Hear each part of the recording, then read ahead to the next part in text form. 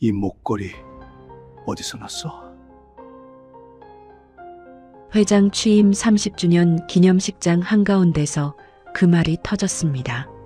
냉정하다는 말만 듣던 백만장자 회장 한태준. 그는 신입 청소부의 팔을 붙잡은 채 손을 떨고 있었습니다.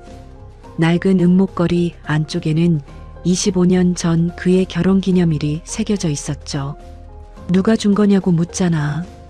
그날 그는 처음으로 직원들 앞에서 무너졌습니다. 이 목걸이 하나가 25년의 세월을 통째로 뒤집을 줄은 아무도 몰랐어요. 왜 한 회장은 청소부 앞에서 그렇게까지 흔들린 걸까요? 사연 시작 전 구독과 좋아요를 꾹 눌러주세요. 또 어디서 듣고 계신지 댓글 남겨주시면 그곳으로 행운이 깃들기를 간절히 바라겠습니다. 오늘의 사연 시작합니다. 본사 30층 회장실은 고요했습니다. 한태준 회장은 책상에 앉아 서류를 보고 있었어요. 대기업 회장으로 30년을 살아온 남자였죠. 오늘은 취임 30주년 기념식이 열리는 날이었어요. 비서실장 박현수가 문을 두드렸습니다. 회장님, 준비됐습니다. 전 직원이 대강당에서 기다리고 있습니다. 한태준은 고개를 끄덕였어요. 거울 앞에서 넥타이를 한 번 더 매만졌죠. 30년이라는 시간이 그의 얼굴에도 깊게 새겨져 있었습니다. 대강당으로 가는 복도는 고요했어요. 구두 소리만 차갑게 울렸죠. 문이 열리자 500명이 넘는 직원들이 일제히 일어섰습니다. 박수 소리가 터져 나왔어요. 한태준은 무표정한 얼굴로 단상에 올랐습니다. 그의 눈빛엔 어떤 감정도 보이지 않았어요. 냉혈한이라는 별명이 괜히 붙은 게 아니었죠. 축사를 시작하려는 순간이었습니다. 강당 뒤편에서 작은 소리가 들렸어요. 물걸레가 바닥에 떨어지는 소리였습니다. 한 여성이 황급히 몸을 숙이고 있었어요. 신입 청소부였죠. 그녀는 행사 시작 전 마지막 정리를 하다가 늦어버린 것 같았습니다. 서둘러 바닥을 닦으며 뒷문 쪽으로 빠져나가려 했어요. 한태준의 시선이 그쪽으로 향했습니다. 그리고 그 순간 그의 눈이 한 곳에 멈췄어요. 청소부의 목에서 무언가가 반짝였죠. 하트 펜던트의 은목걸이였습니다. 그녀가 몸을 숙일 때마다 옷깃 밖으로 살짝 보였다 사라지곤 했어요. 한태준의 손이 떨리기 시작했습니다. 마이크를 잡은 손에서 힘이 빠져나가는 게 느껴졌어요. 그는 단상에서 내려왔습니다. 직원들이 웅성거리기 시작했죠. 회장님? 박 실장이 당황한 목소리로 불렀지만 한태준은 듣지 못했어요. 그는 청소부를 향해 걸어가고 있었습니다. 발걸음이 점점 빨라졌어요. 청소부는 고개를 숙인 채 걸레질을 하고 있었습니다. 한서연이라는 이름표가 유니폼에 달려 있었어요. 그녀는 회장이 다가오는 줄도 모르고 있었죠. 뒷문까지 3m 거리였습니다. 한태준이 그녀의 앞을 막아섰어요. 서연이 깜짝 놀라 고개를 들었습니다. 회장의 얼굴이 바로 앞에 있었어요. 그의 눈은 서연의 목을 향하고 있었죠. 그 목걸이 어디서 났어? 목소리가 떨렸습니다. 수백 명이 숨죽인 강당에 그 말만 울려 퍼졌어요. 서연은 당황해서 뒤로 물러났죠. 하지만 한태준의 손이 더 빨랐습니다. 그는 서연의 팔을 붙잡았어요. 누가 준 거냐고 묻잖아. 서연의 눈이 커졌습니다. 무슨 일인지 이해할 수 없었어요. 회장의 손은 그녀의 팔을 더 세게 잡고 있었죠. 저희 어머니가 물려주신. 서연이 떨리는 목소리로 대답했어요. 한태준은 목걸이를 향해 손을 뻗었습니다. 서연이 본능적으로 뒤로 물러났지만 소용없었어요. 그는 목걸이를 잡아당겼습니다. 은목걸이가 서연의 목에서 빠져나왔어요. 한태준은 그것을 손바닥 위에 올려놓고 뒤집었죠. 안쪽에 작은 각인이 있었습니다. TM 5월 12일 그의 손가락이 그 글자를 더듬었어요. 입술이 떨리기 시작했죠. 자신과 아내의 이니셜, 그리고 결혼기념일 날짜였습니다. 자신이 직접 새겨 넣었던 각인이었어요. 이게 어떻게? 한태준의 목소리가 잠겼습니다. 그의 눈에서 눈물이 줄줄 흘러내렸어요. 강당이 얼어붙었습니다. 아무도 움직이지 못했어요. 냉혈한이라 불리던 회장이 눈물을 흘리는 모습을 본 사람은 아무도 없었죠. 박 실장조차 입을 벌린 채 서 있을 뿐이었습니다. 회장님, 괜찮으십니까? 누군가 조심스럽게 물었지만 한태준은 대답하지 않았어요. 그는 목걸이를 쥔 채 그 자리에 주저앉았습니다. 무릎이 바닥에 닿았어요. 서연은 어찌할 바를 몰랐습니다. 회장이 자신의 목걸이를 보고 우는 이유를 알 수 없었어요. 그저 두려움만 밀려왔죠. 주변 직원들의 시선이 모두 자신에게 쏠려 있었습니다.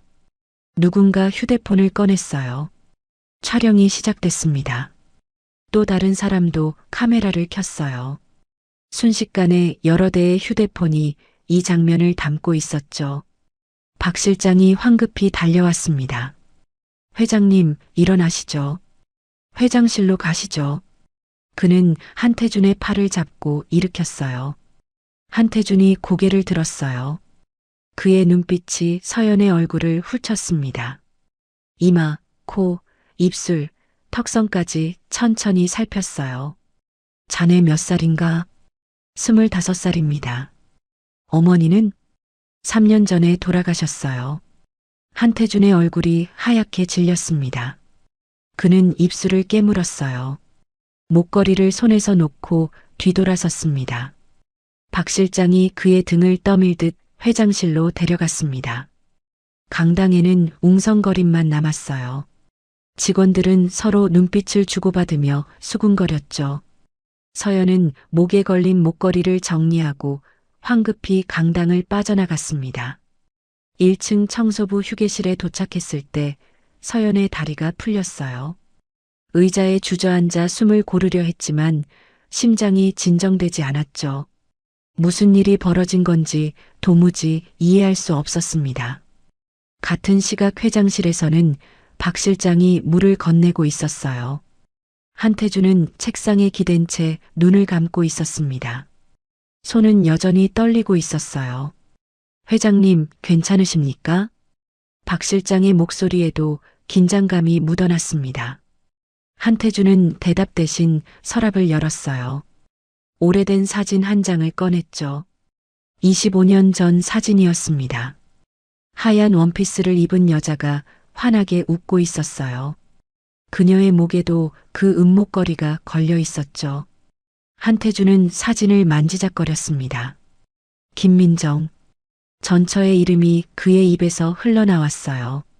박 실장, 아까 그 청소부 인사 기록 가져와. 즉시 가져오겠습니다. 박 실장이 나가고 혼자 남은 한태준은 창밖을 바라봤어요. 서울 시내가 여전히 바쁘게 돌아가고 있었죠. 하지만 그의 세계는 방금 멈춰버린 것 같았습니다. 30분 후 박 실장이 서류를 들고 돌아왔어요. 한서연, 25세. 본사 청소 신입 2개월 차. 학력 고졸. 부칠난 공백. 모친 김민정. 3년 전 사망. 한태준의 손이 서류를 잡으려다 멈췄습니다. 김민정이라고? 예, 회장님. 그의 얼굴에서 모든 피가 빠져나가는 것 같았어요. 박 실장은 조심스럽게 물었죠. 회장님, 혹시 아시는 분이십니까? 한태준은 대답하지 않았습니다. 그는 서류를 펼쳤어요. 주소, 의료 기록, 모든 것을 천천히 읽어내려갔죠. 그리고 한 줄에서 시선이 멈췄습니다. 만성 신부전. 주 3회 투석 치료 중. 그날 저녁 사내 커뮤니티는 난리가 났습니다. 회장님이 청소부한테 무릎 꿇었다는 글이 올라왔어요. 영상도 함께 퍼졌죠. 댓글이 순식간에 수백 개 달렸습니다. 대체 무슨 일이야? 저 청소부 누구야? 회장님 저렇게 우는 거 처음 봤어. 서연은 자신의 이름이 회사 전체에 퍼지고 있다는 걸 몰랐습니다. 그녀는 지하철을 타고 집으로 가는 중이었어요. 작은 원룸이었죠. 문을 열고 들어서자 냉기가 얼굴을 스쳤습니다. 서연은 목걸이를 벗어 책상 위에 올려놓았어요. 어머니가 돌아가시기 전 마지막으로 쥐어준 유품이었습니다. 이것만은 절대 잃어버리지 말라는 말과 함께였죠. 서연은 목걸이의 각인을 들여다봤습니다. 어머니는 이 의미를 한 번도 말해주지 않았어요. 그날 밤 한태주는 잠들지 못했습니다. 회장실 소파에 앉은 채 밤을 지새웠어요. 손에는 25년 전 아내의 사진이 쥐어져 있었죠. 그는 사진 속 아내의 얼굴을 오랫동안 바라봤습니다. 그리고 오늘 본 청소부의 얼굴이 떠올랐어요. 이마선, 눈매, 입술 모양까지 너무나 닮아 있었습니다. 한태주는 서류를 다시 펼쳤어요. 부칠난 공백. 그 네 글자가 그의 가슴을 짓눌렀습니다. 손이 떨렸어요. 그날 밤 한태주는 아직 몰랐습니다. 25년 전 자신이 내린 선택이 어떤 거짓 위에 세워진 것인지를요. 다음 날 아침 박 실장은 일찍 출근했습니다. 회장실 책상 위에 서류 한 뭉치를 올려놓고 의자에 앉았어요. 한서연의 인사 기록 파일이었습니다. 그는 한 장 한 장 천천히 넘겼습니다. 입사 지원서부터 건강검진 결과까지 모든 것이 담겨 있었어요. 건강검진 결과란에 빨간 글씨가 눈에 들어왔습니다. 만성 신부전 사기, 주 3회 투석 필수. 박 실장의 눈썹이 찌푸려졌어요. 25세 젊은 나이에 투석이라니. 그는 계속해서 서류를 넘겼습니다. 급여 계좌 이체 내역도 있었어요. 매달 받는 월급은 180만 원이었죠. 그런데 이상한 점이 있었습니다. 서연은 월급 외에도 새벽 4시 특근 수당을 받고 있었어요. 주 5일 새벽 청소까지 하고 있었던 겁니다. 박 실장은 계산기를 두드렸죠. 한 달 수당을 합치면 230만 원 정도였습니다. 이 돈으로 투석비를 내고 있구나. 박 실장이 중얼거렸어요. 그는 서연의 주소를 확인했습니다. 구로구 작은 원룸이었죠. 문이 열리는 소리가 들렸습니다. 한태준 회장이 들어왔어요. 어젯밤을 회장실에서 보낸 듯 정장이 구겨져 있었죠. 회장님, 자료 정리했습니다. 박 실장이 서류를 내밀었어요. 한태준은 그것을 받아들고 창가로 걸어갔습니다. 햇빛이 서류를 비췄죠. 그는 한 줄 한 줄 읽어 내려갔습니다. 만성 신부전이라는 글자에서 시선이 멈췄어요. 손가락이 그 글자를 더듬었습니다. 주 3회 투석? 예, 회장님. 대학병원 인공신장실에서 받고 있습니다. 한태준의 얼굴이 굳었어요. 그는 의자에 앉았습니다. 서류를 책상 위에 내려놓고 두 손으로 얼굴을 감쌌죠. 병원 이름이 뭔가? 서울대학병원입니다. 한태준의 손이 떨렸습니다. 25년 전 자신이 무정자증으로 불임 진단을 받았던 바로 그 병원이었어요. 우연일 리 없었죠. 의료비는? 박 실장이 다른 서류를 꺼냈습니다. 투석 1회당 15만 원 정도입니다. 주 3회면 월 180만 원 정도 나오고요. 건강보험 적용을 받아도 본인 부담금이 만만치 않습니다. 체납 기록은 3개월 전까지 있었습니다. 입사 후 밀린 금액을 나눠서 갚고 있는 것 같습니다. 한태준은 눈을 감았어요. 25세 젊은 여자가 혼자 투석비를 감당하며 살고 있다는 게 믿기지 않았습니다. 더구나 새벽 4시부터 일을 한다니. 어머니 사망 기록 자세히 알아봐. 이미 확인했습니다. 박 실장이 또 다른 서류를 꺼냈어요. 사망진단서 사본이었습니다. 김민정, 3년 전 위암으로 사망. 구로구 쪽방촌에서 거주하던 중 사망. 한태준의 가슴이 무너져 내렸습니다. 쪽방촌. 그 단어가 그를 짓눌렀어요. 대기업 회장의 전처가 쪽방촌에서 죽었다니. 장례는 무연고 장례로 처리될 뻔했는데 딸이 와서 직접 치렀다고 합니다. 화장 후 납골당에 안치했습니다. 한태준은 입술을 깨물었습니다. 그날 오후 한태준은 운전기사에게 말했어요. 서울대학병원으로 가. 회장님, 오늘 일정인 병원이. 지금 가. 목소리가 차가웠습니다. 운전기사는 더 묻지 않았어요. 병원에 도착하자 한태준은 혼자 내렸습니다. 여기서 기다려. 그는 본관 건물로 걸어 들어갔어요. 안내 데스크에서 인공신장실 위치를 물었죠. 지하 1층이었습니다. 엘리베이터를 타고 내려갔습니다. 복도는 하했어요. 소독약 냄새가 코를 찔렀죠. 인공신장실이라는 팻말이 보였습니다. 한태준은 문 앞에서 멈춰 섰어요. 유리창 너머로 안이 들여다 보였습니다. 여러 대의 투석 기계가 돌아가고 있었어요. 환자들이 침대에 누워 있었죠. 그리고 그중 한 침대에 서연이 있었습니다. 왼팔에 굵은 바늘이 꽂혀 있었어요. 빨간 피가 투명한 관을 타고 기계로 들어갔다 다시 돌아왔죠. 서연은 눈을 감고 있었습니다. 한태준은 숨을 참았어요. 창문 밖에서 지켜보는 것조차 가슴이 아팠습니다. 저렇게 아픈 아이가 새벽부터 청소 일을 하고 있다니. 간호사가 서연에게 다가갔습니다. 서연 씨, 혈압 체크할게요. 서연이 눈을 떴어요. 피곤한 얼굴이었죠. 간호사가 혈압계를 감았습니다. 오늘도 새벽 일하셨어요? 네. 몸 너무 무리하지 마세요. 투석 받으면서 일하는 것도 힘든데.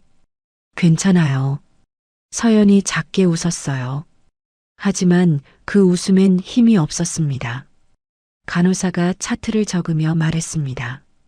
이번 달 비용은 언제쯤 입금 가능하세요?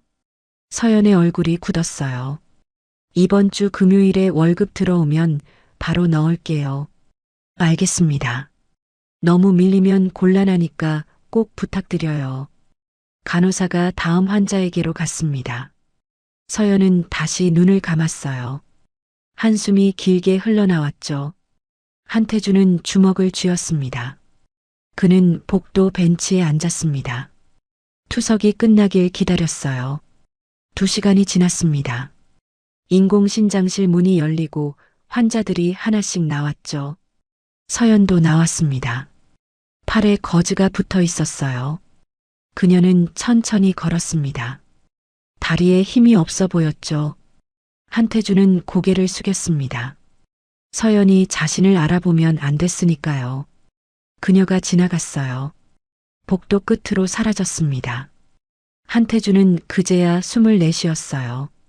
그는 천천히 일어나 인공신장실로 들어갔습니다. 간호사가 다가왔어요. 어떻게 오셨나요? 아, 환자 상태 좀 여쭤보려고요. 한서연이라는 환자. 간호사가 의아한 표정을 지었습니다. 보호자이신가요? 네, 먼 친척입니다. 거짓말이었지만 다른 방법이 없었어요. 아, 서연 씨요. 착한 친구죠. 혼자 힘들게 사는데. 상태가 어떤가요? 간호사가 차트를 확인했습니다. 사기라 이식이 필요한 상태예요. 투석으로 버티고는 있지만 근본적인 해결은 아니죠.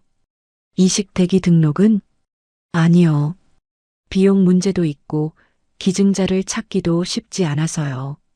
한태준은 고개를 끄덕였어요. 감사합니다. 그는 병원을 나와 차에 올라탔습니다. 병원 입구에서 서연이 나오고 있었어요. 그녀는 버스 정류장으로 걸어갔죠. 피곤한 걸음걸이였습니다. 한태준의 눈에서 눈물이 흘렀어요. 그날 저녁 서연은 원룸에 돌아왔습니다. 문을 열고 들어서자 냉장고 소리만 들렸어요. 그녀는 소파에 주저앉았습니다. 팔의 거즈를 천천히 떼어냈어요. 바늘 자국이 선명했습니다. 벌써 몇 년째 같은 자리에 바늘을 꽂다 보니 피부가 거칠어져 있었죠. 서연은 휴대폰을 꺼냈습니다. 배경화면에는 어머니 사진이 있었어요. 환하게 웃고 있는 모습이었죠. 3년 전 돌아가시기 직전에 찍은 마지막 사진이었습니다. 엄마, 오늘도 버텼어.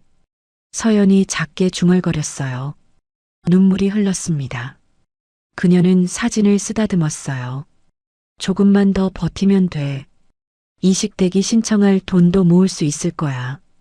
그날 밤 한태주는 회장실에서 오래된 파일을 뒤지고 있었습니다. 25년 전 서울대학병원 진단서를 찾고 있었어요. 분명히 어딘가 보관해 뒀을 겁니다. 1시간을 뒤진 끝에 서류를 찾았어요. 불임 진단서. 한태준의 이름이 적혀 있었죠. 발급 날짜는 25년 전 4월. 그는 서류를 펼쳤습니다. 발급병원 서울대학병원. 담당 의사 이름도 선명했어요.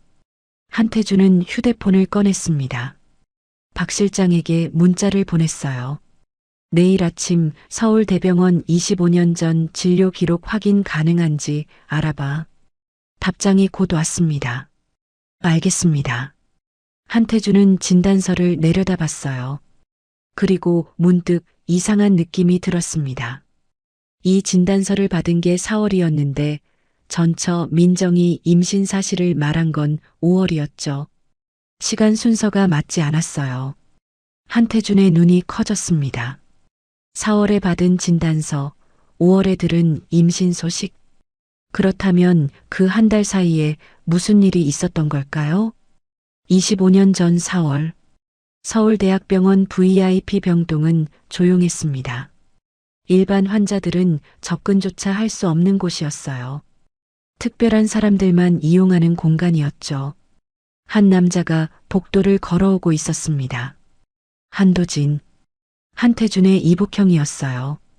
그는 당시 부회장 직함을 달고 있었죠. 손에는 검은색 서류 가방이 들려 있었습니다. 병원장실 문을 두드렸어요.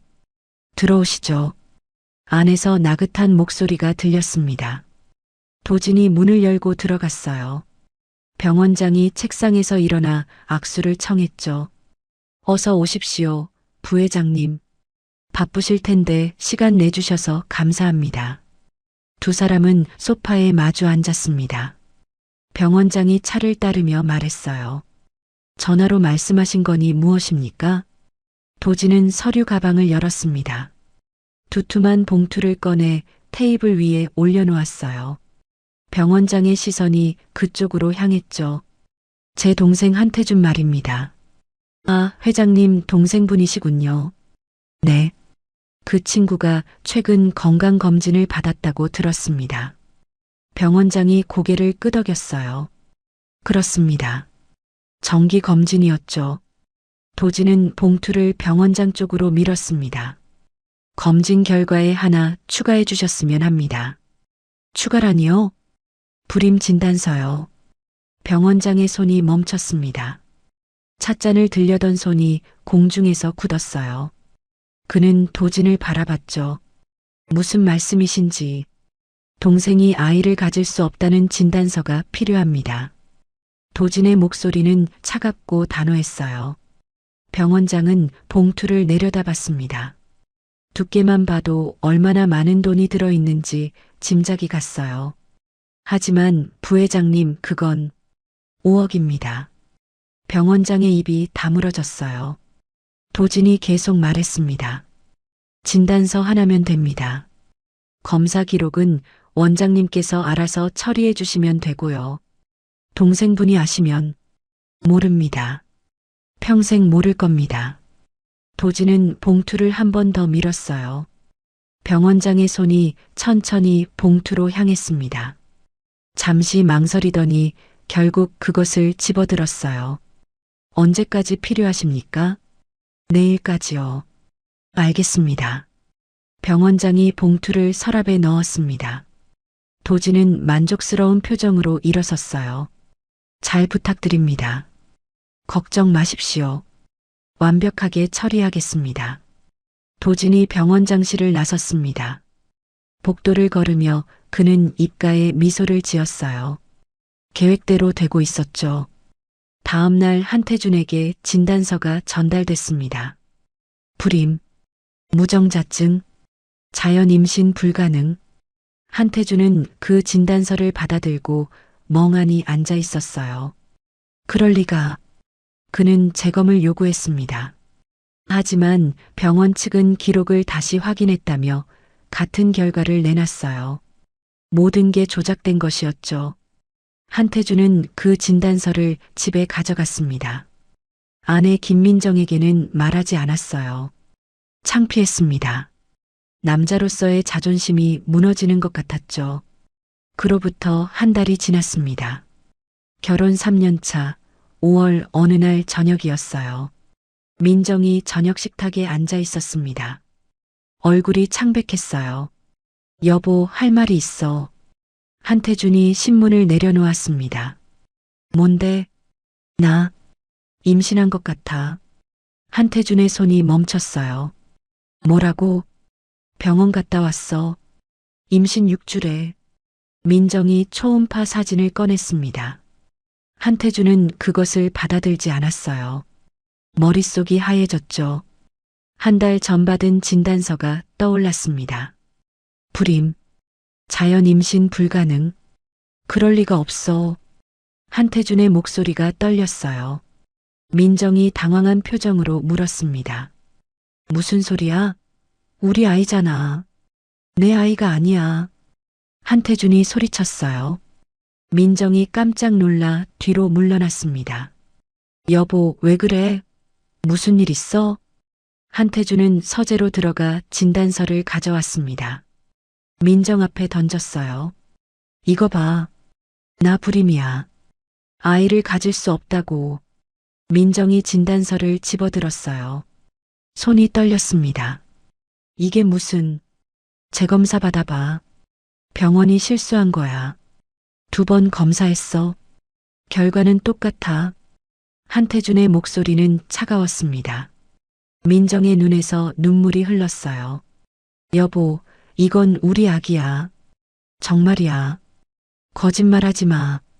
한태준이 테이블을 쳤습니다. 접시가 바닥에 떨어져 깨졌어요. 민정이 놀라서 뒤로 물러났죠. 누구야? 누구 아이야? 아무도 없어. 당신밖에 없다고. 민정이 울면서 외쳤습니다. 하지만 한태준은 믿지 않았어요. 다음 날 형 도진이 찾아왔습니다. 한태준은 형에게 모든 걸 털어놨어요. 불임 진단서, 아내의 임신, 모든 것을. 도진은 심각한 표정으로 들었습니다. 진정해. 내가 알아볼게. 형, 나 어떻게 해야 해? 한태준의 목소리에는 절망이 묻어났어요. 도진은 동생의 어깨를 두드렸습니다. 일단 증거가 필요해. 확실한 증거. 이틀 후 도진이 다시 찾아왔습니다. 손에 사진 몇 장을 들고 있었어요. 이거 봐. 한태준이 사진을 받아들었습니다. 민정이 어떤 남자와 카페에 앉아 있는 모습이었어요. 둘이 마주보고 웃고 있었죠. 이게 뭐야? 내 아내야. 일주일 동안 3번이나 만났어. 한태준의 손이 떨렸어요. 다음 사진에는 2 사람이 나란히 걷는 모습이 있었습니다. 남자가 민정의 어깨에 손을 올리고 있었어요. 저 남자가 누구야? 대학 동창이래. 최근에 다시 연락했다고 하더군. 도진의 목소리는 침착했습니다. 하지만 사실 그 사진들은 모두 합성이었어요. 민정은 단지 대학 동창회에 한 번 참석했을 뿐이었죠. 도진이 전문가를 고용해 사진을 조작한 겁니다. 한태준은 사진을 구겼어요. 이 여자가 감히. 그날 밤 한태준은 민정과 마주 앉았습니다. 사진을 던졌어요. 이게 뭐야? 민정이 사진을 봤습니다. 얼굴이 하얗게 질렸어요. 이건 동창회 사진이야. 여기 사람들 전부 내 대학 친구들이야. 거짓말. 정말이야. 그날 동창회 갔었어. 다른 사람들도 있었다고. 민정이 다른 사진을 찾아보려 했습니다. 하지만 도진이 준 사진에는 다른 사람들이 모두 잘려나가 있었어요. 재검사 받자. 제발. 병원 실수일 거야. 민정이 울며 애원했습니다. 한태주는 고개를 저었어요. 이혼하자. 뭐? 이혼해. 당장 집에서 나가. 민정의 다리가 풀렸습니다. 바닥에 주저앉았어요. 여보, 제발. 한 번만 믿어줘. 재검사만. 나가. 한태준이 소리쳤습니다. 민정은 떨리는 손으로 그의 바지를 잡았어요. 당신 언젠가 후회할 거예요. 이건 정말 당신 아이라고. 내 아이는 없어. 앞으로도 없을 거야. 한태준은 민정의 손을 뿌리쳤습니다. 방으로 들어가 문을 잠갔어요. 민정은 밤새 문 앞에서 울었습니다.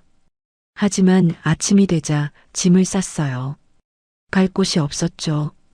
친정은 이미 오래전에 연을 끊은 상태였습니다. 한태준은 이혼 서류를 내밀었습니다. 민정은 서류를 받아들었어요. 떨리는 손으로 서명했습니다. 이 아이는 당신을 닮을 거예요. 그게 민정의 마지막 말이었습니다. 그녀는 집을 나갔어요. 뱃속의 아이와 단둘이. 한태준은 창문 너머로 그녀가 사라지는 걸 지켜봤습니다. 가슴 한쪽이 무너지는 것 같았지만 고개를 돌렸어요. 나는 자식이 없다. 그는 그 말을 되뇌었습니다.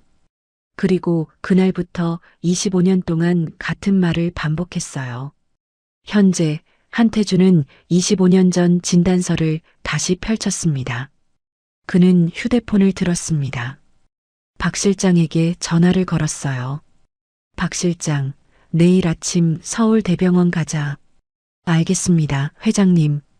25년 전 진료 기록 전부 확인할 거야. 혹시 무슨 일이? 형을 만나야겠어. 한태준의 목소리는 차갑게 식어 있었습니다. 전화를 끊고 그는 창밖을 바라봤어요. 서울 시내 불빛이 반짝이고 있었죠. 25년 전 그날 형이 서둘러 사진을 가져온 게 떠올랐습니다. 너무 빨랐어요. 이틀 만에 증거를 찾아낸다는 게 이상했죠. 그런데 그때는 몰랐습니다. 분노에 눈이 멀어 아무것도 보지 못했어요. 한태준의 주먹이 책상을 쳤습니다. 만약, 정말 만약에 모든 게 거짓이었다면 어떻게 되는 걸까요? 다음 날 아침 한태준은 평소보다 일찍 회사에 도착했습니다. 아직 해가 완전히 뜨지 않은 시간이었어요. 주차장은 텅 비어 있었죠. 한태준은 엘리베이터를 타지 않았습니다. 계단을 이용해 천천히 올라갔어요. 3층, 4층, 5층. 각 층을 지날 때마다 복도를 살폈죠. 새벽 청소팀이 일하는 시간이었습니다. 6층에서 멈춰 섰어요. 복도 끝에서 청소 카트를 미는 사람이 보였습니다. 서연이었죠. 한태준은 기둥 뒤로 몸을 숨겼습니다. 서연은 유리창을 닫고 있었어요. 스프레이를 뿌리고 천으로 문지르는 동작을 반복했죠. 잠시 후 서연이 손을 멈췄습니다. 오른손으로 왼손 엄지 손톱을 긁었어요. 생각에 잠긴 듯한 표정이었죠. 한태준의 눈이 커졌습니다. 그 버릇, 민정과 똑같았어요. 긴장하거나 무언가 고민할 때면 민정도 손톱을 만지작거렸죠. 서연이 다시 청소를 시작했습니다. 서연이 카트를 밀고 복도를 이동했습니다. 한태준 쪽으로 다가오고 있었어요. 그는 더 안쪽으로 몸을 숨겼죠. 서연이 지나갔습니다. 그녀의 목에서 은목걸이가 살짝 보였어요. 아침 불빛에 반짝였죠. 한태준은 서연이 완전히 사라진 후에야 움직였습니다. 가슴이 두근거렸어요. 손이 떨렸죠. 회장실로 돌아왔을 때 박 실장이 기다리고 있었습니다. 회장님, 일찍 오셨네요. 보고할 거 있나? 한태준이 의자에 앉으며 물었어요. 박 실장이 서류 봉투를 꺼냈습니다. 병원 자금 흐름 확인했습니다. 말해봐. 25년 전 4월 10일 부회장님 계좌에서 5억이 출금됐습니다. 한태준의 손이 멈췄어요. 같은 날 서울대병원 병원장 개인 계좌로 5억이 입금됐고요. 박 실장이 통장 사본을 내밀었습니다. 한태준은 그것을 받아들었어요. 날짜를 확인했죠. 4월 10일. 자신이 진단서를 받기 하루 전이었습니다. 병원장은 5년 전 캐나다로 이민 갔습니다. 현재 연락 두절 상태입니다. 주소는 토론토 교외 지역인데 정확한 위치는 파악 중입니다. 한태준은 서류를 책상에 내려놨어요. 주먹을 쥐었다 폈다를 반복했습니다. 형이 정말로. 그는 말을 끝맺지 못했어요. 박 실장이 조심스럽게 물었습니다. 회장님, 다음 조치는 어떻게 하시겠습니까? 한태준은 깊게 숨을 들이켰어요. 일단 더 확인해야 해. 무엇을 말씀이신지. 형을 건드리기 전에 확실한 증거가 필요해. 그는 창밖을 바라봤습니다. 아직은 때가 아니야. 오후가 됐습니다. 한태준은 회의에 참석했어요. 하지만 집중할 수 없었죠. 머릿속은 온통 서연 생각뿐이었습니다. 회장님? 누군가 불렀지만 듣지 못했어요. 회장님, 박 실장이 큰 소리로 불렀습니다. 한태준이 정신을 차렸어요. 아, 미안. 무슨 얘기였지? 4분기 실적 보고 드렸는데요. 그래. 계속해. 회의가 끝난 후 한태준은 혼자 회장실에 남았습니다. 책상 서랍을 열었어요. 민정의 사진을 꺼냈죠. 목에 걸린 은목걸이가 선명했습니다. 민정아. 그가 사진에 대고 중얼거렸어요. 내가 틀렸던 거니? 그때 문이 열렸습니다. 한태준은 황급히 사진을 서랍에 넣었어요. 서연이 청소 카트를 밀고 들어오고 있었죠. 죄송합니다, 회장님. 청소 시간이라. 아, 괜찮습니다. 한태준은 창가로 걸어갔습니다. 등을 돌린 채 서 있었어요. 하지만 유리창에 비친 서연의 모습을 보고 있었죠. 서연이 쓰레기통을 비우고 바닥을 닦았습니다. 조용히 일했어요. 소리를 최소화하려는 듯 했죠. 한태준은 숨을 고르려 애썼습니다. 가슴이 답답했어요.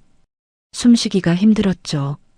서연이 청소를 마치고 나가려는 순간이었습니다. 한태준이 비틀거렸어요. 회장님. 서연이 황급히 달려왔습니다. 한태준을 부축했어요. 괜찮으세요? 서연이 물컵을 가져왔습니다. 떨리는 손으로 물을 따라 건넸어요. 한태준은 물을 받아들었습니다. 서연의 손이 자신의 손에 닿았어요. 따뜻했죠. 감사합니다. 한태준이 작게 말했습니다. 서연은 당황한 표정이었어요. 아니에요. 당연한 거죠. 그녀가 물러서려 했습니다. 잠깐. 한태준이 불렀어요. 서연이 멈췄습니다. 그 목걸이.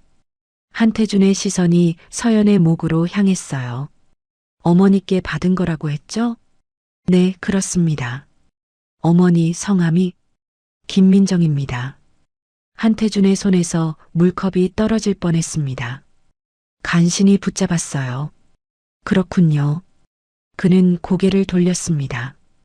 가봐도 돼요. 서연이 인사하고 나갔어요. 문이 닫히자 한태준은 의자에 주저앉았습니다. 온몸에서 힘이 빠졌어요. 손이 계속 떨렸죠. 민정. 정말 민정이야. 그는 얼굴을 두 손으로 감쌌습니다. 한참을 그렇게 앉아 있었어요. 정신을 차린 건 박 실장이 다시 들어왔을 때였습니다. 회장님, 괜찮으십니까? 박 실장. 한태준이 고개를 들었어요. DNA 검사 준비해. 네. 한서연과 내 DNA 검사. 박 실장의 눈이 커졌습니다. 회장님, 그럼 조용히 진행해. 아무도 모르게. 알겠습니다. 박 실장이 나가려는데 한태준이 다시 불렀어요. 그리고 박 실장. 예, 회장님. 형한테는 절대 알리지 마. 명심하겠습니다. 문이 닫혔습니다. 한태준은 다시 서랍을 열었어요. 민정의 사진을 꺼냈죠. 오늘 본 서연의 얼굴과 겹쳐 보였습니다. 손톱 만지는 버릇, 목걸이, 어머니 이름까지 모든 게 맞아떨어졌어요. 한태준의 눈에서 눈물이 흘렀습니다. 제발 아니길. 하지만 가슴 깊은 곳에서는 이미 알고 있었어요. 서연은 자신의 딸이라는 것을, 25년 동안 버려뒀던 자신의 피부치라는 것을. 그날 밤도 한태준은 집에 가지 않았습니다. 회장실 소파에서 밤을 지새웠어요. 잠이 오지 않았죠.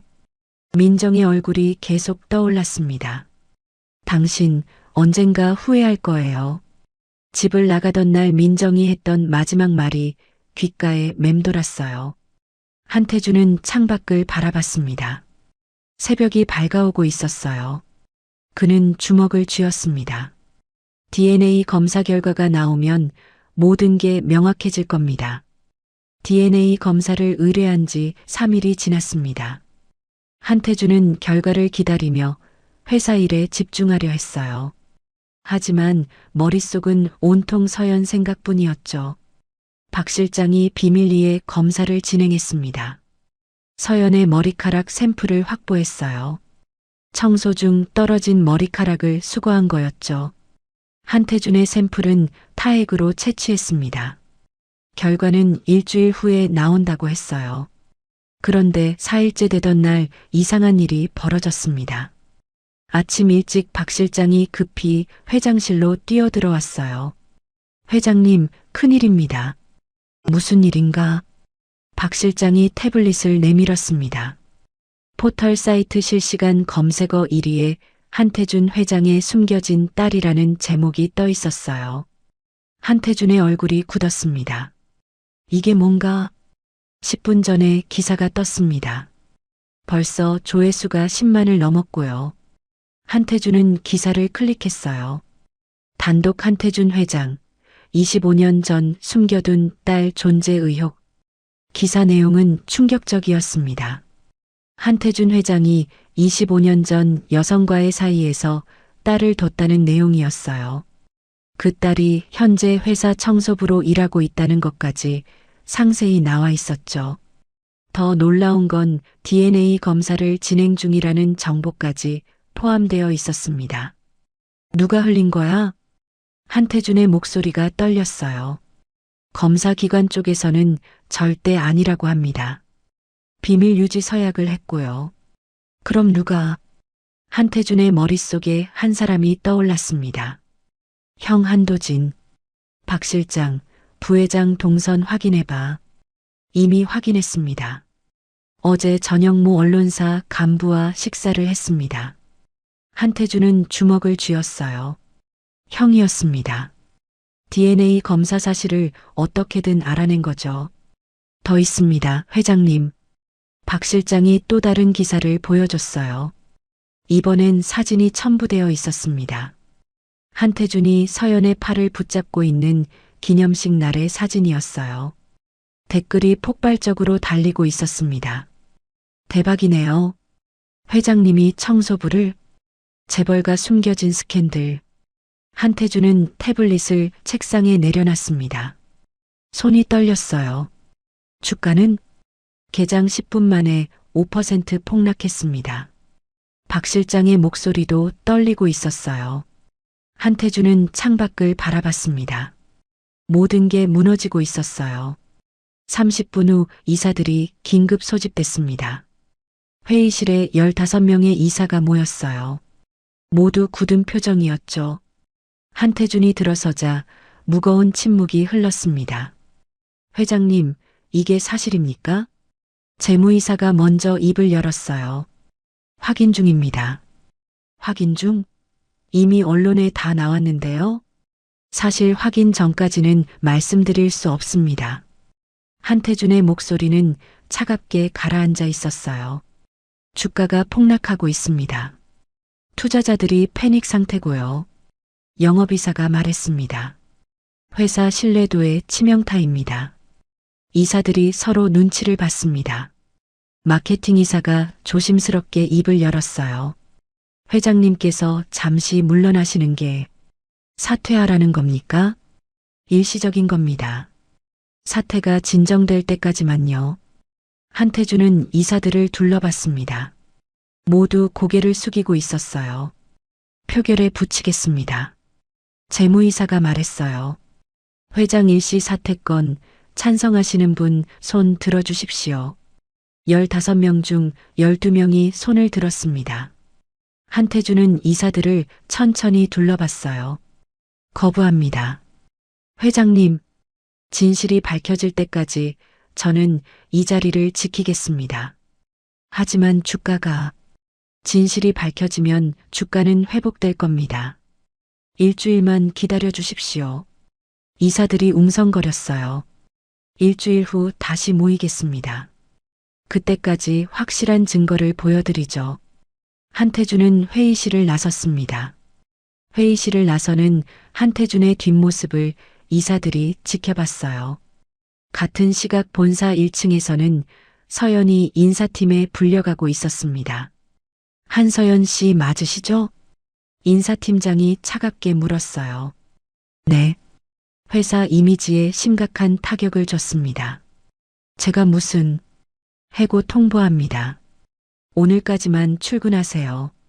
서연의 얼굴이 하얗게 질렸어요. 왜요? 제가 뭘 잘못했는데요? 인터넷 기사 못 보셨어요? 인사팀장이 컴퓨터 화면을 돌렸습니다. 서연의 사진이 크게 떠 있었어요.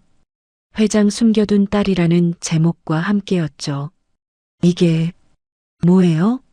서연이 떨리는 목소리로 물었어요. 모르셨다고 해도 결과는 같습니다. 회사를 떠나주세요. 저 억울해요. 저는 아무것도 보안팀이 나가실 때까지 동행할 겁니다. 인사팀장이 전화기를 들었어요.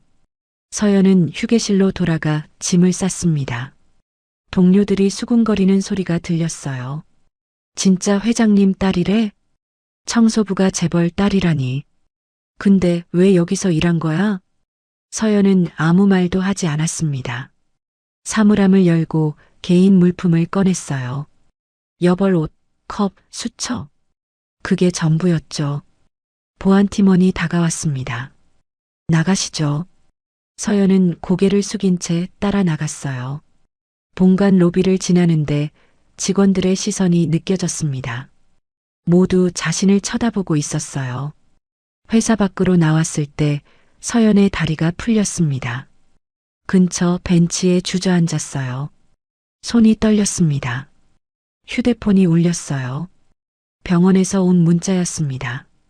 투석비 3개월 연체. 이번 주 목요일 투석 일정 보류.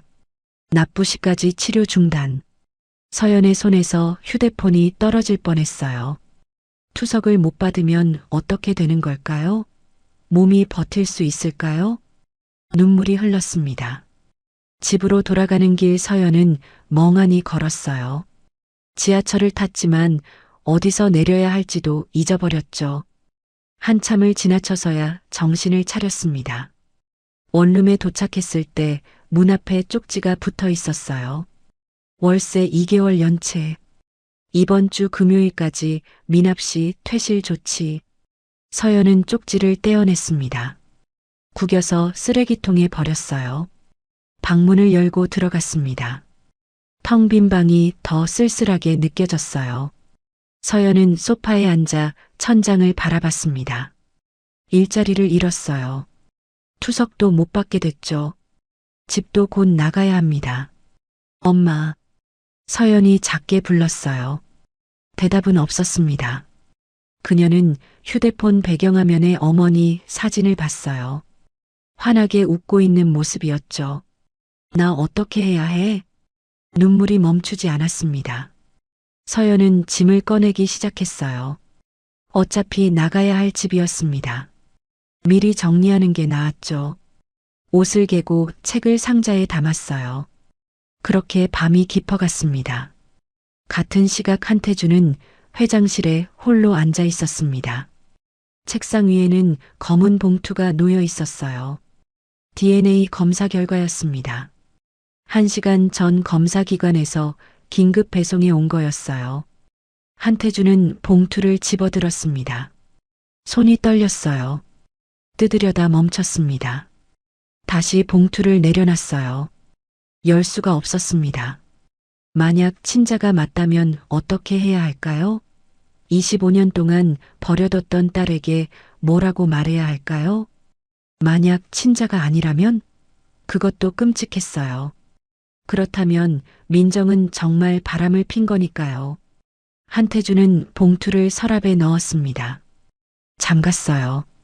그리고 창밖을 바라봤습니다. 밤하늘엔 별이 없었어요. 다음 날 아침 박 실장이 들어왔습니다. 회장님, 결과 확인하셨습니까? 아니. 왜요? 무서워서. 한태준의 솔직한 대답에 박 실장은 아무 말도 하지 못했어요. 박 실장, 자네가 열어봐. 제가요? 그래. 나한테 알려줘. 박 실장이 서랍을 열었습니다. 봉투를 꺼내 조심스럽게 뜯었어요. 서류를 펼쳤습니다. 한참을 읽더니 고개를 들었어요. 회장님, 말해봐. 박 실장의 목소리가 떨렸습니다. 친자 확률 99.9%입니다. 한태준의 손에서 펜이 떨어졌어요. 책상 위로 구르다 바닥에 떨어졌죠. 뭐라고? 한서연 씨는 회장님의 친딸이 맞습니다. 한태준은 의자에서 일어났습니다. 비틀거렸어요. 박 실장이 황급히 부축했죠. 회장님. 한태준은 박 실장의 손을 뿌리쳤습니다. 창가로 걸어갔어요. 서울 시내가 내려다 보였습니다. 그의 눈에서 눈물이 흘렀어요. 딸이었어. 정말 내 딸이었어. 25년. 그는 25년 동안 딸을 버려두고 살았습니다.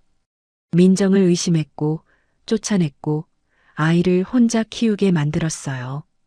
그리고 지금 그 아이는 투석을 받으며 청소 일을 하고 있었죠. 한태준은 바닥에 무릎을 꿇었습니다. 미안해. 미안해. 박 실장은 조용히 방을 나갔어요. 혼자 남은 한태준은 한참을 울었습니다. 하지만 그는 아직 몰랐습니다.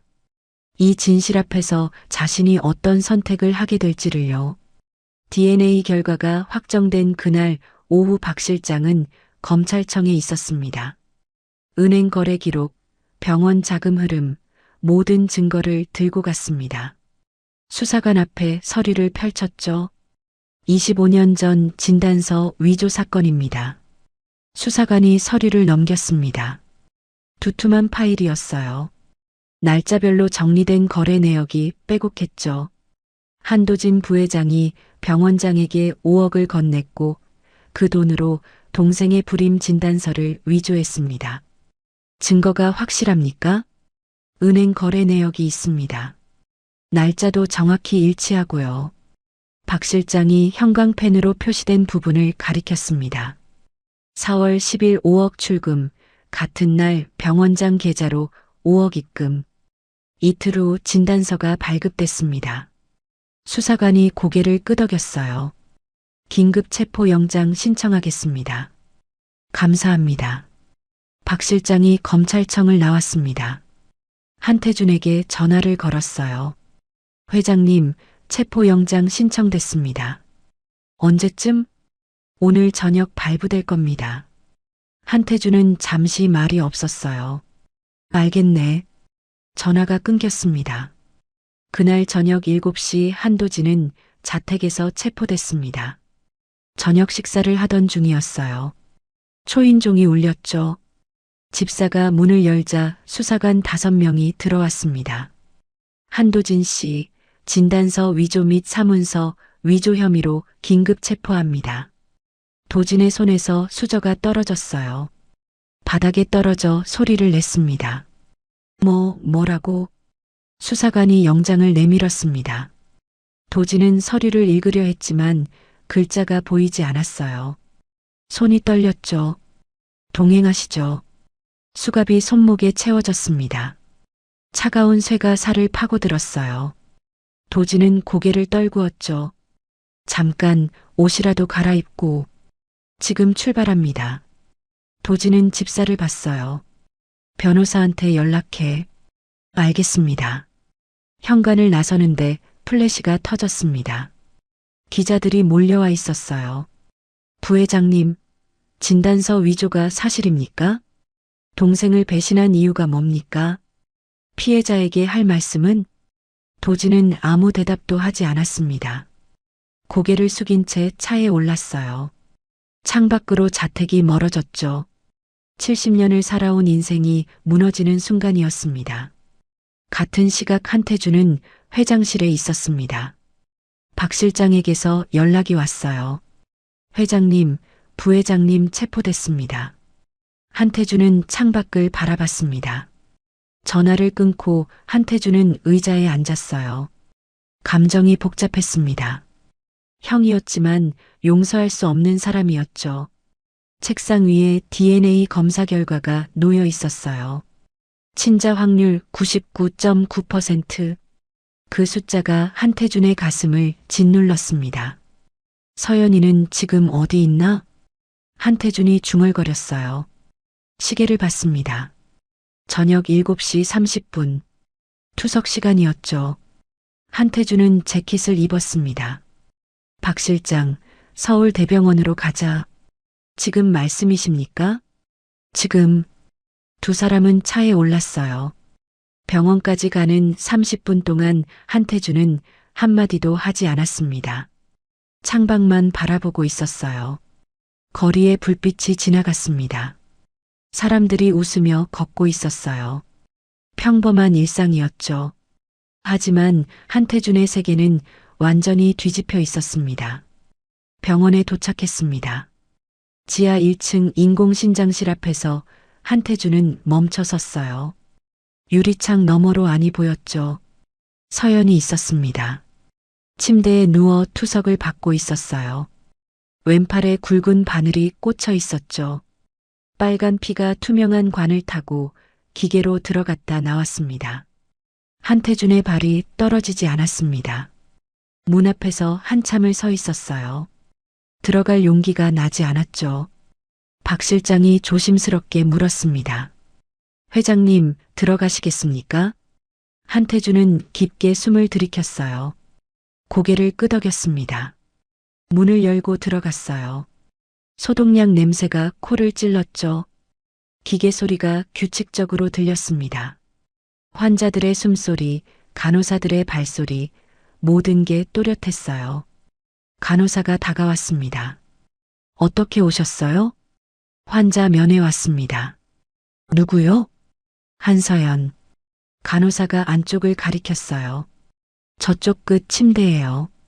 한태준은 천천히 걸어갔습니다. 발걸음 하나하나가 무거웠어요. 서연이 점점 가까워졌죠. 다른 환자들이 한태준을 봤습니다. 텔레비전에서 본 얼굴이었어요.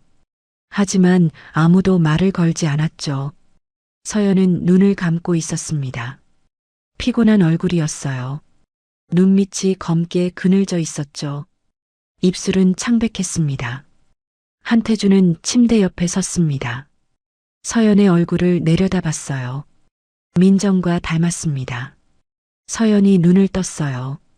한태준을 보자 놀란 표정이 됐습니다. 회장님? 한태준은 말을 꺼내지 못했어요. 입술이 떨렸습니다. 목소리가 나오지 않았죠. 서연의 팔을 봤습니다. 바늘이 꽂힌 자리였어요. 피가 관을 타고 흘러가고 있었죠. 그 광경이 한태준의 가슴을 찔렀습니다. 한태준의 손이 떨렸습니다. 주먹을 쥐었다 폈다를 반복했어요. 괜찮으세요? 서연이 물었습니다. 한태준은 고개를 저었어요. 나는 말이 끊겼습니다. 서연은 회장을 조용히 바라봤어요. 한태준은 의자를 당겨 앉았습니다. 두 손을 무릎 위에 올려놓았어요. 손가락을 깍지 꼈다 풀었다를 반복했죠. 침묵이 흘렀습니다. 기계 돌아가는 소리만 들렸어요. 한태준이 떨리는 목소리로 말했습니다. 그날, 서연이 고개를 돌렸어요. 그날, 내 엄마를, 목소리가 잠겼습니다. 더 이상 말을 이어가지 못했어요. 침묵이 다시 흘렀습니다. 환자들의 숨소리, 간호사들의 발소리, 복도를 지나가는 사람들의 소리, 모든 소리가 멀게 느껴졌습니다. 한태준의 어깨가 떨렸어요. 고개를 숙였습니다. 눈물이 바닥으로 떨어졌어요. 한 방울, 두 방울. 서연은 아무 말도 하지 않았습니다. 그저 회장을 바라보고 있었어요. 한참이 지났습니다. 시간이 멈춘 것 같았어요. 서연이 오른손을 천천히 들었습니다. 투석 중이라 왼손은 움직일 수 없었어요. 오른손으로 목에 걸린 은목걸이를 만졌죠. 천천히 벗었습니다. 떨리는 손으로 한태준의 손 위에 올려놓았어요. 한태준이 고개를 들었습니다. 목걸이를 봤어요. TM 5월 12일 자신이 새긴 각인이었죠. 이건 서연이 작게 말했습니다. 엄마가 주신 거예요. 마지막까지 손에 쥐고 계셨어요. 한태준의 손이 목걸이를 감쌌습니다. 차가운 금속이 손바닥에 닿았어요. 엄마는 끝까지 이 목걸이를 놓지 않으셨어요. 저한테 꼭 간직하라고 하셨죠.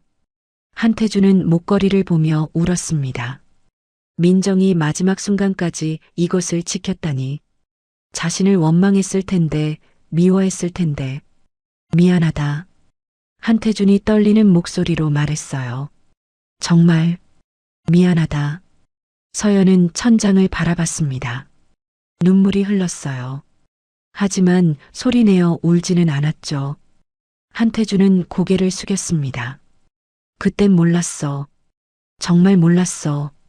한태준의 목소리가 갈라졌습니다. 형이 모든 걸 조작했다는 것도, 내 엄마가 결백하다는 것도, 너를 버려뒀다는 것도. 서연은 여전히 아무 말도 하지 않았습니다. 한태준이 계속 말했어요. 25년 동안 난 내가 이 세상에 있다는 것도 몰랐어. 내 엄마가 쪽방촌에서 죽었다는 것도, 내가 혼자 투석 받으며 살고 있다는 것도. 그의 목소리가 떨렸습니다. 부모 자격이 없지. 나는 아버지라고 불릴 자격이 없어. 서연이 고개를 돌렸어요. 한태준을 봤습니다. DNA 검사 결과 나왔어요? 한태준이 고개를 끄덕였어요. 친자 99.9%야. 서연은 길게 숨을 내쉬었습니다. 그렇군요. 그녀의 목소리에는 감정이 없었어요. 한태준은 그게 더 아팠습니다. 원망이라도 해주면 좋겠는데 서연은 너무 담담했죠. 미안하다는 말밖에 할 수가 없구나. 한태준이 말했어요. 돌이킬 수 없는 시간이야. 25년을 되돌릴 수가 없어. 서연이 목걸이를 다시 봤습니다. 한태준의 손 위에 놓인 목걸이를. 가지세요. 뭐? 그게 원래 엄마 거였으니까요. 한태준은 고개를 저었어요. 아니야. 이건 내 거야. 내 엄마가 너한테 준 거잖아. 저는 모르겠어요. 서연이 눈을 감았습니다. 뭘 어떻게 해야 할지. 한태준도 몰랐습니다. 이 상황을 어떻게 해야 할지. 25년의 시간을 어떻게 메워야 할지. 두 사람은 긴 침묵 속에 앉아 있었어요. 투석 기계만 규칙적으로 돌아가고 있었습니다. 한태준은 목걸이를 쥐고 있었어요. 차가운 금속이 손바닥에 닿았습니다. 민정이 마지막까지 쥐고 있었던 것. 그녀가 25년 동안 간직했던 것. 늦었지만 한태준이 떨리는 목소리로 말했어요. 이제라도 내가 할 수 있는 게 있다면. 서연은 대답하지 않았습니다. 창밖을 바라보고 있었어요. 저녁 하늘이 어두워지고 있었죠. 한태주는 그녀의 옆에 조용히 앉아 있었습니다. 말없이 그저 함께 투석이 끝날 때까지 한태주는 자리를 뜨지 않았어요. 3시간 동안 서연의 곁을 지켰습니다. 간호사가 바늘을 뽑았어요. 서연의 팔에 거즈를 붙였죠. 조심히 가세요. 네. 서연이 천천히 일어났습니다. 한태준도 일어났어요. 집까지 데려다 줄게. 서연은 잠시 망설이더니 고개를 끄덕였습니다. 두 사람은 병원을 나왔어요. 주차장까지 가는 동안 아무 말도 하지 않았습니다. 차에 올랐어요. 조용히 출발했습니다. 라디오도 켜지 않았어요. 침묵만 흘렀죠. 서연의 원룸 앞에 도착했습니다. 들어가렴. 네. 서연이 차에서 내렸어요. 몇 걸음 가다가 돌아섰습니다. 회장님. 응? 감사해요. 한태주는 고개를 끄덕였어요. 서연이 건물 안으로 들어갔습니다. 한태주는 그 모습을 끝까지 지켜봤어요. 불이 켜졌습니다. 한태주는 한참을 그 불빛을 바라봤습니다. 25년을 외롭게 살았을 딸. 어머니마저 잃고 홀로 버텨온 딸. 한태주는 목걸이를 꺼내봤어요. 민정이 마지막까지 쥐고 있었다는 목걸이. 그 안에 담긴 25년의 기다림이 이제야 한태준의 가슴을 무너뜨리고 있었습니다. 한 달이 지났습니다. 수사는 빠르게 진행됐어요. 은행 거래 기록, 병원장 진술, 모든 증거가 명확했죠. 한도진은 구치소에 수감되어 재판을 기다렸습니다. 매일 같은 시간에 일어나 같은 식사를 했어요. 좁은 독방에서 천장만 바라보며 지냈죠. 70년을 살면서 처음 겪는 일이었습니다. 면회를 오는 사람은 아무도 없었어요. 가족도 친구도 아무도. 법정 날짜가 잡혔습니다. 서울중앙지방법원 대법정이었어요. 재판 2주 전부터 언론이 들끓었죠. 그날 아침 방청석은 기자들과 시민들로 가득 찼습니다. 재벌가의 형제 갈등, 25년 만에 밝혀진 진실 모두가 관심을 갖는 사건이었어요. 한태준도 방청석에 앉았습니다. 검은색 정장을 입고 있었어요. 표정은 굳어 있었죠. 박 실장이 옆에 앉아 있었습니다. 회장님, 괜찮으십니까? 모르겠네. 한태준의 목소리는 낮았어요. 법정 문이 열렸습니다. 수갑을 찬 한도진이 들어왔어요. 70세 노인의 모습은 초라했죠. 한 달 사이 많이 늙어 보였습니다. 머리는 하얗게 새어 있었어요. 걸음걸이도 느렸죠. 도진이 방청석을 둘러봤습니다. 한태준과 눈이 마주쳤어요. 도진은 고개를 숙였습니다. 한태준은 표정을 바꾸지 않았죠. 재판장이 자리에 앉았습니다. 재판을 시작하겠습니다. 검사가 일어섰어요. 40대 중반의 여성 검사였습니다. 서류를 펼쳐들고 또렷한 목소리로 기소장을 낭독했어요. 피고인은 25년 전 서울대학병원 병원장에게 5억 원을 제공하고 친동생 한태준의 불임 진단서를 위조하도록 교사했습니다. 방청석에서 웅성거림이 일었어요. 이로 인해 피해자 김민정은 억울하게 이혼당했고 딸 한서연과 함께 극심한 생활고를 겪었습니다. 검사의 목소리가 법정에 울렸습니다. 피고인은 후계 구도에서 유리한 위치를 차지하기 위해 친동생의 인생을 파괴했습니다. 25년 동안 진실을 숨기고 살았으며 반성의 기미가 보이지 않습니다. 검사가 증거 서류를 제출했어요. 은행 거래 내역, 병원장 진술서, DNA 검사 결과 모든 것이 빈틈없이 정리되어 있었습니다. 도진은 고개를 들지 못했어요. 변호인, 할 말 있습니까? 재판장이 물었습니다. 변호인이 일어섰어요. 60대 베테랑 변호사였습니다. 피고인은 자신의 잘못을 깊이 뉘우치고 있습니다. 고령인 점을 참작해 주시기 바랍니다. 고령이라는 것이 범죄를 정당화할 수 있습니까? 검사가 즉각 반박했어요. 25년 동안 거짓 위에 살았습니다. 피해자는 쪽방촌에서 사망했고 딸은 지금도 투석 치료를 받고 있습니다. 방청석이 술렁였습니다. 재판장이 망치를 두드렸어요. 조용히 하십시오. 법정이 다시 고요해졌습니다. 피고인, 마지막으로 할 말 있습니까? 재판장이 도진을 봤어요. 도진이 천천히 일어났습니다. 손이 떨리고 있었어요. 수갑이 찰칵거리는 소리가 조용한 법정에 울렸죠. 죄송합니다. 그의 목소리는 잠겨 있었습니다. 동생에게 그리고 김민정 씨와 한서연 씨에게 용서를 구합니다. 방청석에 한태주는 무표정하게 앉아 있었어요. 욕심이 저를 눈멀게 했습니다. 회사를 지키고 싶었고 아버지께 인정받고 싶었습니다. 도진의 목소리가 떨렸어요. 하지만 그 과정에서 가장 소중한 것을 잃었습니다. 동생과의 신뢰, 가족의 의미, 모든 것을요. 그는 방청석을 향해 고개를 숙였습니다. 제가 저지른 죄는 용서받을 수 없다는 걸 압니다. 남은 인생을 속죄하며 살겠습니다. 재판장이 고개를 끄덕였어요. 서류를 검토했습니다. 한참을 읽더니 망치를 들었죠. 피고인 한도진에게 사문서 위조, 위계에 의한 이혼 교사 등의 죄목으로 징역 8년을 선고합니다. 망치가 내려쳤습니다. 쾅!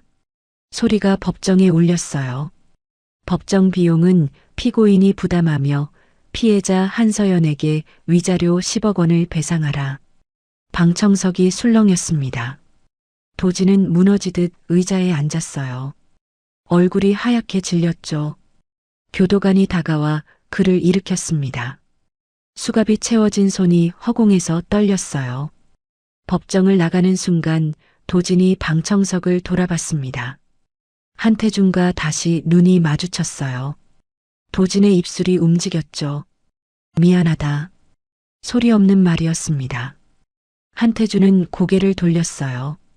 법정을 나오자 기자들이 몰려들었습니다. 회장님, 한마디 부탁드립니다. 판결에 대해 어떻게 생각하십니까? 따님과는 화해하셨습니까? 한태준은 멈춰섰어요. 카메라 플래시가 터졌습니다. 내일 오전 10시 본사에서 기자회견을 하겠습니다. 그때 모든 것을 말씀드리겠습니다. 그 말만 남기고 한태준은 차에 올랐어요. 차가 출발했습니다. 한태준은 창밖을 바라봤어요. 서울거리가 지나가고 있었죠. 박 실장. 예, 회장님. 이사회 일정 잡았나? 내일 오후 3시입니다. 재신이 만건은 상정되어 있습니다. 한태준은 고개를 끄덕였어요. 다음 날 오전 본사 대강당은 기자들로 가득 찼습니다. 200명이 넘는 기자가 모였어요. 카메라가 일제히 한태준을 향했죠. 한태준이 단상에 올라섰습니다. 마이크 앞에 섰어요. 깊게 숨을 들이켰죠. 먼저 국민 여러분께 사과드립니다. 한태준이 90도로 허리를 숙였습니다. 10초가 지났어요. 그는 계속 고개를 숙이고 있었죠. 기자들의 카메라 셔터 소리만 들렸습니다. 일어선 후 말을 이었습니다. 25년 전 제가 내린 잘못된 판단으로 한 여성과 아이가 고통받았습니다. 그의 목소리가 떨렸어요. 형의 조작을 알아채지 못한 것, 아내를 의심한 것, 딸을 버린 것, 모든 책임은 제게 있습니다. 방청석이 조용해졌습니다. 고 김민정 씨께 그리고 딸 서연에게 진심으로 사죄합니다. 한태준의 눈에서 눈물이 흘렀어요. 늦었지만 이제라도 아버지로서 책임을 다하겠습니다. 기자들이 손을 들었습니다. 회장님, 회사 경영은 어떻게 하실 겁니까? 한태준이 대답했어요. 오늘 오후 이사회에서 재신임 여부가 결정됩니다. 저는 계속해서 회장직을 수행하고 싶습니다. 따님과는 화해하셨습니까? 한태준은 잠시 말을 멈췄어요. 아직 시간이 필요합니다. 서연 씨의 치료비는 어떻게 하실 겁니까? 전액 제가 부담하고 있습니다. 신장 이식도 준비 중입니다. 기자회견이 30분 동안 이어졌어요. 모든 질문에 한태준은 솔직하게 답했습니다. 회견이 끝난 후 한태준은 혼자 남았습니다. 박 실장이 들어왔어요. 회장님, 한서연 씨가 밖에 와 계십니다. 한태준의 심장이 뛰었습니다. 들어오라고 해. 문이 열렸어요. 서연이 들어왔습니다. 평소 입던 옷 대신 깔끔한 원피스를 입고 있었어요. 한태준은 의자에서 일어났습니다. 앉아. 괜찮아요. 서서 얘기할게요. 서연의 목소리는 차분했습니다. 한태준은 그녀를 바라봤어요. 기자회견 봤어? 네. 서연이 고개를 끄덕였습니다. 나 잘한 거 맞니? 서연은 한참을 대답하지 않았어요. 한태준은 천천히 서연 앞으로 걸어갔습니다. 그리고 무릎을 꿇었어요. 서연이 놀라 뒤로 물러났습니다. 뭐 하세요? 늦어서 미안하다. 한태준의 목소리가 떨렸습니다. 25년 동안 너를 버려둬서 미안하다. 서연은 아무 말도 하지 못했어요. 내 엄마한테도 너한테도 할 수 있는 게 사과밖에 없구나. 한태준의 어깨가 떨렸습니다. 일어나세요. 서연이 말했어요. 아니야. 이렇게라도 해야. 일어나세요. 서연의 목소리가 떨렸습니다. 한태준이 천천히 일어섰어요. 서연은 한참을 그를 바라봤습니다. 긴 침묵이 흘렀어요. 시계 초침 소리만 들렸습니다. 서연이 입을 열었습니다. 엄마는 회장님을 원망하지 않으셨어요. 뭐, 돌아가시기 전에 말씀하셨어요. 그 사람도 속은 거라고. 한태준의 눈에서 눈물이 쏟아졌어요. 그래도 엄마를 떠나보낸 건 제가 아니라 회장님이잖아요. 서연의 목소리가 갈라졌습니다. 25년을 혼자 사신 건 엄마고요. 미안하다.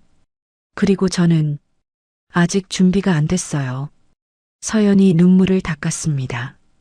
아버지라고 부르기에는. 한태준은 고개를 숙였어요. 그래, 내 말이 맞다. 서연이 천천히 고개를 끄덕였습니다. 아주 작게, 거의 보이지 않을 정도로. 시간이 필요해요. 얼마든지 기다리마. 하루아침에 바뀌는 건 없잖아요. 안다. 서연이 돌아서려다 멈췄어요. 하지만 떠나지는 않을게요. 한태준이 고개를 들었습니다. 뭐, 엄마가 원하셨을 것 같아서요. 회장님과 저와 다시 만나는 걸. 서연이 문을 향해 걸어갔습니다. 손잡이를 잡고 뒤돌아봤어요. 천천히 가요. 우리. 그리고 문을 닫았습니다. 한태준은 그 자리에 한참을 서 있었어요. 서연의 마지막 말이 귓가에 맴돌았습니다. 우리라는 단어. 그 한마디가 한태준의 가슴을 채웠어요.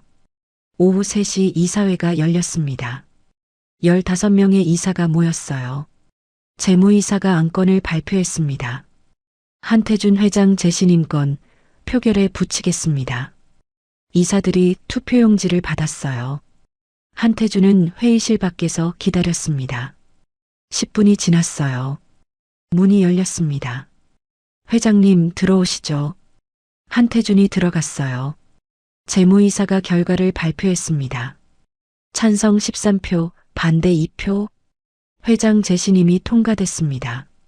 한태준은 깊게 숨을 내쉬었어요. 완전한 용서는 아니었습니다. 하지만 시작은 될 수 있었죠. 그리고 한태준은 깨달았습니다. 어떤 관계는 하루아침에 만들어지는 게 아니라는 것을요. 3개월이 지났습니다. 서연의 투석 치료는 계속됐어요. 하지만 이제는 병원비 걱정이 없었죠. 한태준이 모든 비용을 부담하고 있었습니다. 그날도 서연은 병원에 있었어요. 투석실 침대에 누워 기계 소리를 들으며 눈을 감고 있었습니다. 문이 열렸습니다. 한태준이 들어왔어요. 손에는 과일 바구니를 들고 있었죠. 또 오셨어요?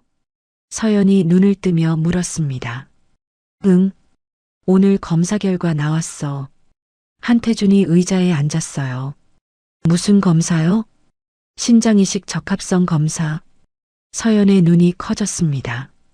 그거 하셨어요? 응. 지난주에. 한태준이 봉투를 꺼냈어요. 서연에게 건넸습니다. 서연이 서류를 펼쳤어요. 한참을 읽더니 고개를 들었죠. 적합 판정? 그래. 내 신장을 내게 줄 수 있대. 한태준의 목소리는 담담했습니다. 서연은 서류를 다시 내려다봤어요. 안 돼요. 왜? 회장님 몸도 소중한데요. 너보다 소중한 게 어디 있어. 한태준이 서연의 손을 잡았습니다. 처음으로 잡아보는 딸의 손이었어요. 차갑고 가늘었죠. 나 아주 건강해. 신장 하나 없어도 살 수 있어. 하지만 서연아. 한태준의 목소리가 떨렸어요. 25년 동안 아무것도 해주지 못했어. 이제라도 해주고 싶구나. 서연은 고개를 돌렸습니다. 눈물이 흘렀어요. 무서워요. 뭐가? 수술도 무섭고, 회장님한테 빚진 것 같아서도 무섭고, 한태준은 서연의 손을 꽉 잡았어요. 빚이 아니야. 이건 아버지가 딸에게 하는 거야. 서연이 한태준을 봤습니다. 그의 눈에는 진심이 가득했어요. 생각해 볼게요. 그래. 천천히 생각해. 투석이 끝나고 두 사람은 병원 앞 벤치에 앉았습니다. 가을 바람이 불었어요. 낙엽이 떨어지고 있었죠. 서연아. 네. 같이 저녁 먹을래? 서연이 잠시 망설이더니 고개를 끄덕였어요. 두 사람은 병원 근처 조용한 한식당에 갔습니다. 창가 자리에 앉았어요. 한태준이 메뉴판을 건넸죠. 뭐 먹고 싶어? 잘 모르겠어요. 그럼 된장찌개 괜찮아? 네. 한태준이 주문했습니다. 음식이 나오기를 기다리는 동안 두 사람은 말이 없었어요. 서연이 먼저 입을 열었습니다. 회장님. 응? 엄마 얘기 들려주실 수 있어요? 한태준의 손이 멈췄어요. 무슨 얘기? 젊었을 때요. 어떻게 만나셨는지, 어떤 사람이었는지. 한태준은 창밖을 바라봤습니다. 내 엄마는 참 따뜻한 사람이었어. 그의 목소리가 부드러워졌어요. 대학교 도서관에서 처음 봤지. 책을 읽고 있는데 햇빛이 딱 비추더라고. 서연은 조용히 들었습니다. 말을 걸었어.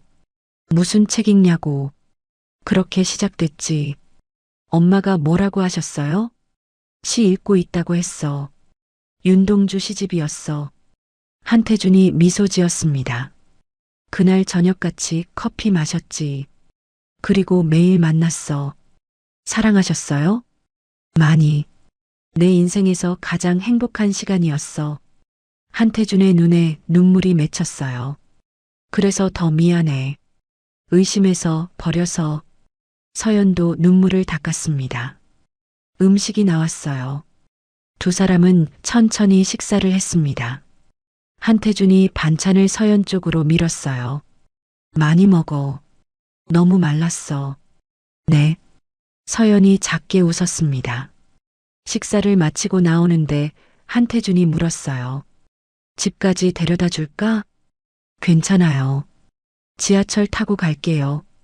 같이 가자. 서연은 더 이상 거절하지 않았습니다. 차 안은 조용했어요. 라디오에서 잔잔한 음악이 흘러나왔죠. 서연의 원룸 앞에 도착했습니다. 들어가. 네. 오늘 감사했어요. 서연이 차에서 내리려는데 한태준이 불렀어요. 서연아. 네. 수술 받아줄래? 서연은 한참을 한태준을 바라봤습니다. 그리고 고개를 끄덕였어요.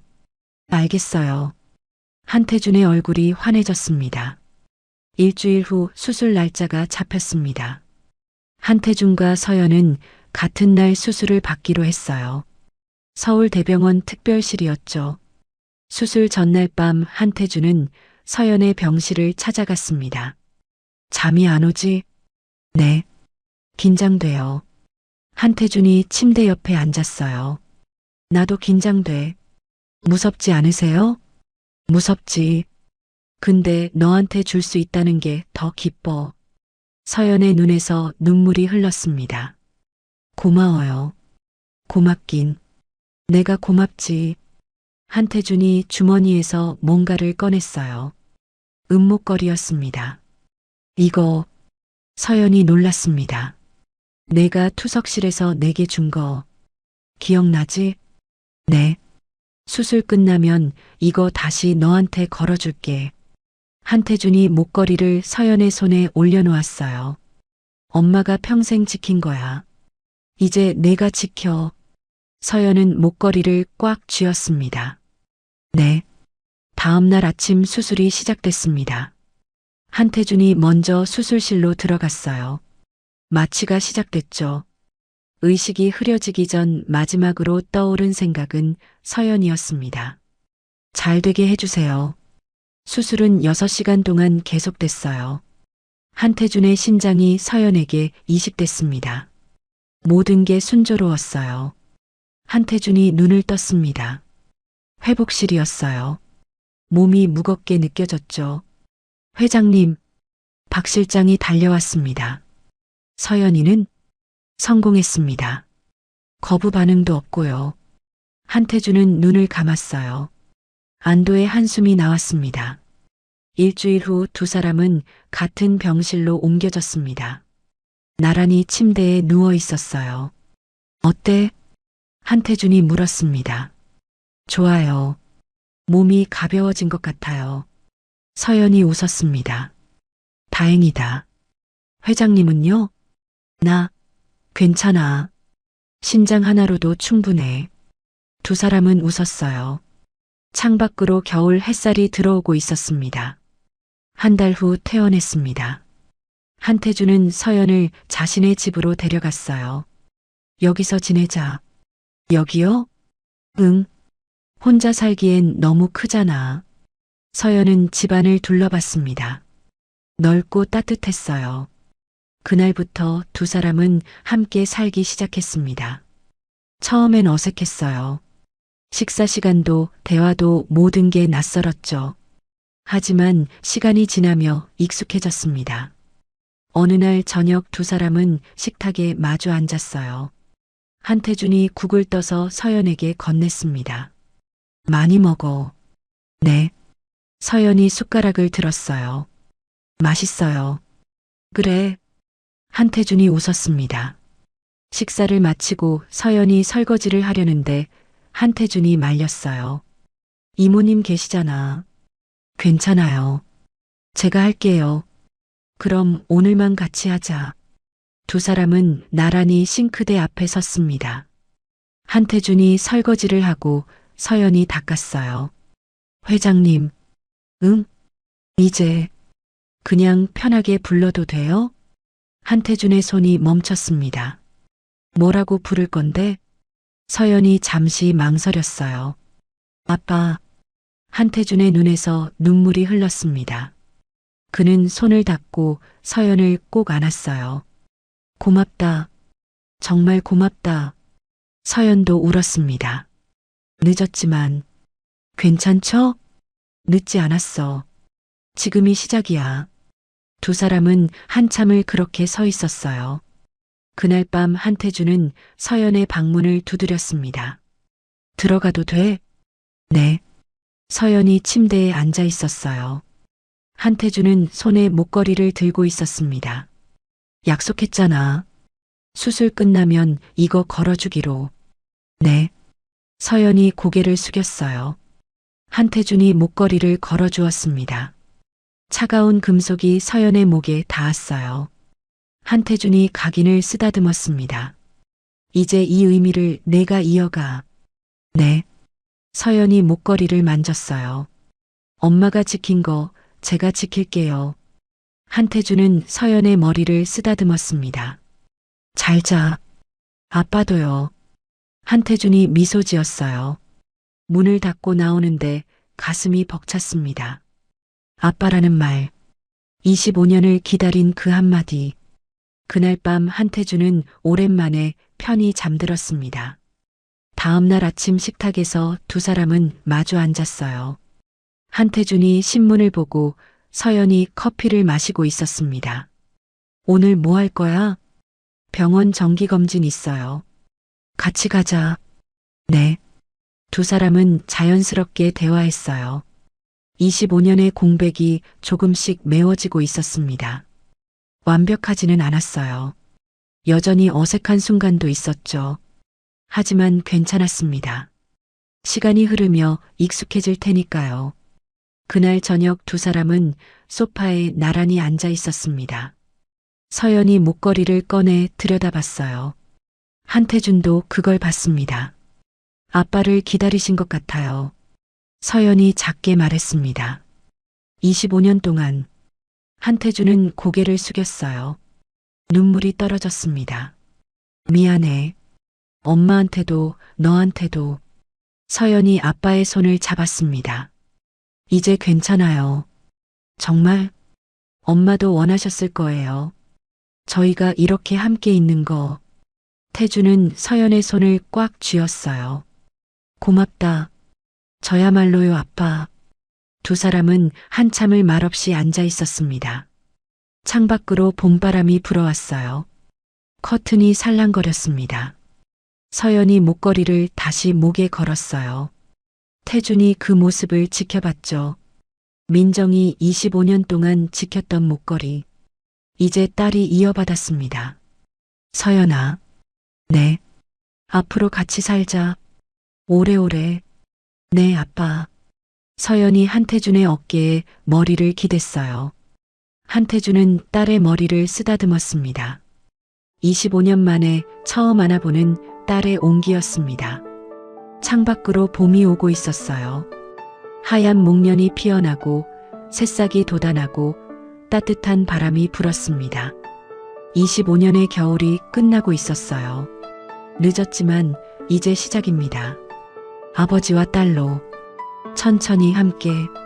오늘 이야기 어떠셨나요?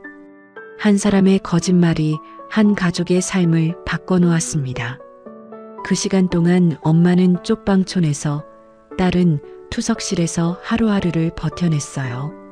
하지만 엄마가 마지막까지 쥐고 있었던 목걸이처럼 끝까지 놓지 않은 것들은 결국 빛을 보게 됩니다. 늦었다고 포기하지 마세요. 지금이라도 용기 내어 손 내밀면 새로운 시작이 기다리고 있을지 모릅니다. 오늘의 사연 여기까지입니다. 잘 들으셨다면 구독과 좋아요를 눌러서 마음을 전해주세요. 더 따뜻하고 감동적인 사연으로 보답하겠습니다. 잘 들었어요. 한마디만 댓글에 남겨주시면 복 받으실 거예요. 여러분의 인생이 늘 봄날 같기만을 바라겠습니다. 봄날 인생이었습니다.